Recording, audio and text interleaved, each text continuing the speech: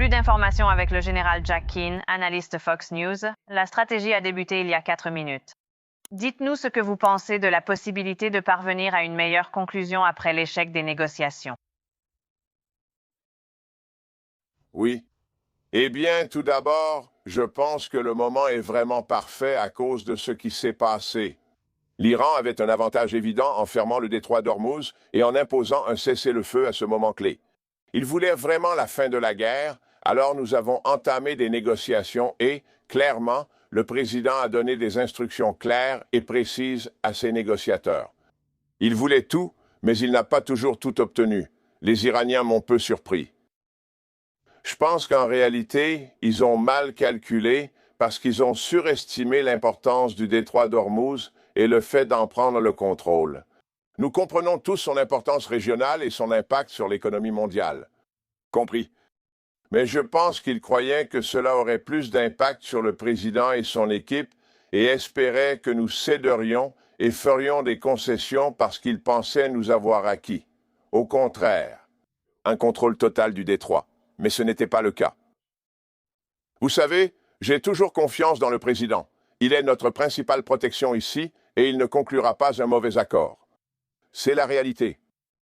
En ce qui concerne ce qui nous attend maintenant, c'est la bonne décision. Nous avons retiré l'élan de l'Iran. C'est indéniable, en effet. Il est temps de passer à l'action. Des navires arrivent dans un canal où le CENTCOM exige qu'ils communiquent. Et ils contrôleront le trafic dans le canal en disant où aller et quoi faire. Quiconque essaiera verra des fusiliers marins monter à bord des navires. Si l'Iran veut tester ces choses, c'est ce qui va se passer, probablement.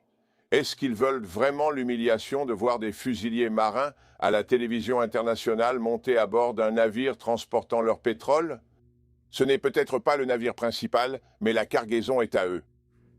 L'Iran menace également de détruire d'autres installations portuaires. Certainement, ou éliminer la production de pétrole dans le Golfe et la capacité de production de gaz au Qatar, ou ils peuvent simplement maintenir le statu quo et attendre un peu pour voir ce qui se passe avec les États-Unis en croyant qu'ils finiraient par céder. Après tout, le pétrole ne coule pas comme il le devrait. Mais rappelez-vous, la soupape de sécurité ici est la suivante. Ce que nous avons en place, c'est que les États-Unis vont permettre le transit du pétrole vers des pays qui disposent de ports non iraniens. Reste à savoir si ces navires vont encore transiter, car on pense que l'Iran pourrait intervenir là-dedans. Alors, la deuxième partie de cela, et nous n'en avons pas encore beaucoup discuté, c'est que nous avons le blocus. Ça, c'est la première partie. Mais nous pensons certainement qu'il faudra garantir que les détroits restent ouverts et libres. Cela nécessitera une autre opération du commandement central. Ils ont évidemment déjà commencé cette opération en envoyant, comme vous l'avez mentionné, quelques destroyers. Et nous avons aussi des drones sous-marins qui cherchent des mines qui ne sont pas détectées par les Iraniens. Donc, nous devons effectuer le balayage et le déminage, et nous devons garantir le passage de tous les autres navires. Et cela a un impact sur le budget de la défense. Lorsque Ronald Reagan a affronté les Iraniens en 88 parce qu'ils interféraient avec le trafic pétrolier dans la région, il avait 2 fois plus de navires que nous n'en avons aujourd'hui dans la marine des États-Unis. Nous en avons moins de 300. Nous étions proches de 600 navires. L'atrophie des budgets sous Obama et les guerres nous ont amenés ici. Le budget de la défense de Trump est vital. L'armée est à son niveau le plus bas depuis la Seconde Guerre mondiale, et l'armée de l'air à son minimum depuis 40 ans. Cela va être impératif, mais c'est un exemple clair de pourquoi vous avez besoin d'une marine plus grande. Souvenez-vous des 2 objectifs, le détroit d'Ormuz et le programme nucléaire. Ce sont les priorités. Général, je suis curieux. Quelle sera la prochaine action de l'Iran ? Parce que s'ils tirent un coup de feu, nous serons de retour en guerre avant que le soleil ne se couche ici, à New York. Oui, ils comprennent certainement cela. Je suis confiant. Je pense que, probablement, notre tactique serait de laisser le cessez-le-feu se poursuivre jusqu'à la fin, au cas où les Iraniens voudraient revenir et discuter davantage, ce qui est tout à fait possible.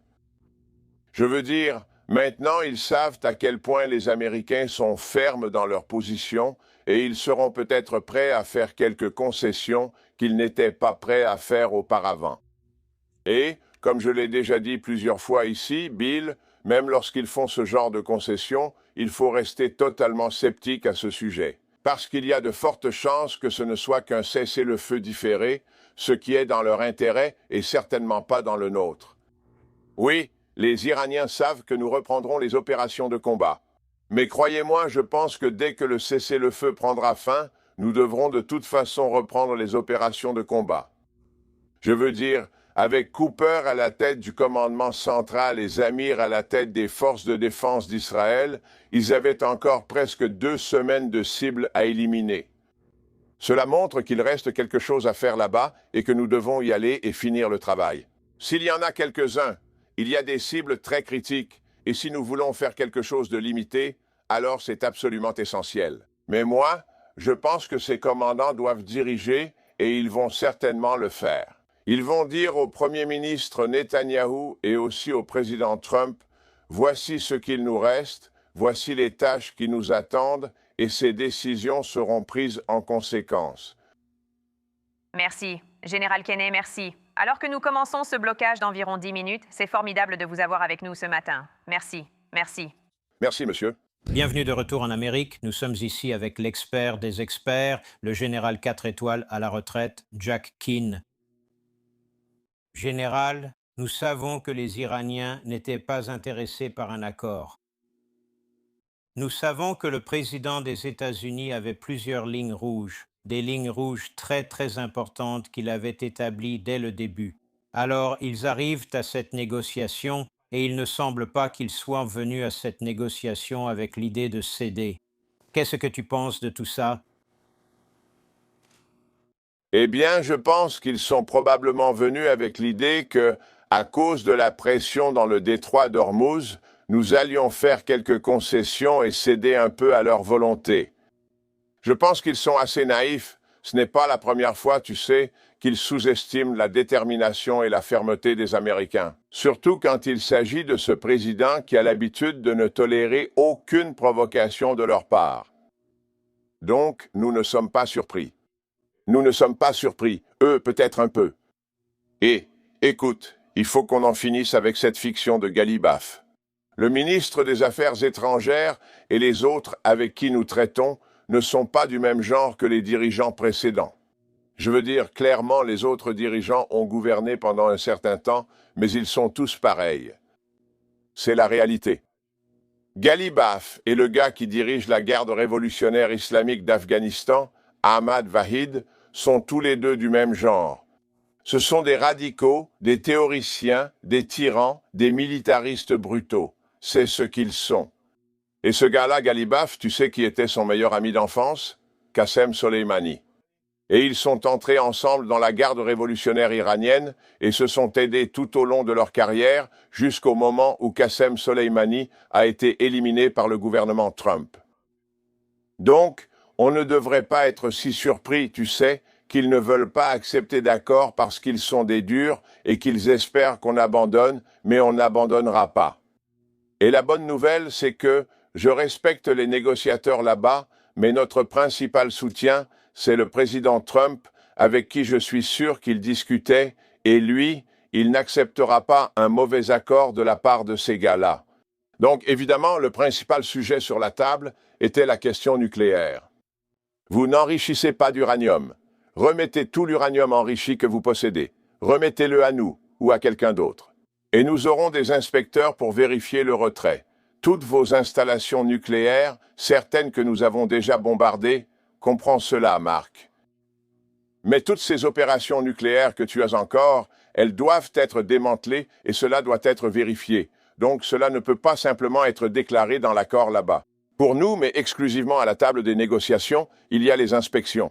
Elles peuvent avoir lieu à tout moment, n'importe où. Et pourquoi? Parce qu'on ne peut pas faire confiance à ces types. Je veux dire, ils mentent et trichent. C'est tout simplement la réalité. Il était également question que vous deviez conclure un accord pour qu'il y ait la paix dans la région avec les alliés arabes et avec nous. Mais c'est la voie à suivre pour y parvenir. Et vous n'allez plus soutenir vos représentants. Qu'est-ce qui nous a amenés à ce point avec les Israéliens et les Américains? Après la guerre de 12 jours, les renseignements ont révélé que les Iraniens avaient repris leurs objectifs maximalistes. Cela s'est produit après l'opération Midnight Hammer, qui a paralysé presque tout leur programme nucléaire. Qu'est-ce que cela signifie? Ils ont accéléré la construction de missiles balistiques souterrains avec l'aide de la Chine à une vitesse alarmante.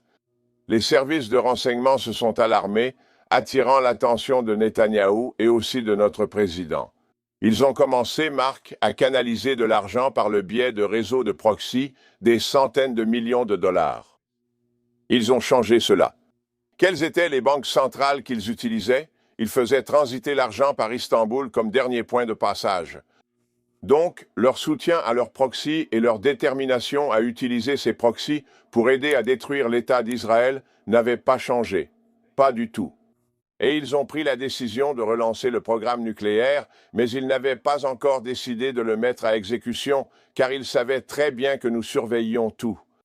Cependant, l'engagement de le relancer avait été pris.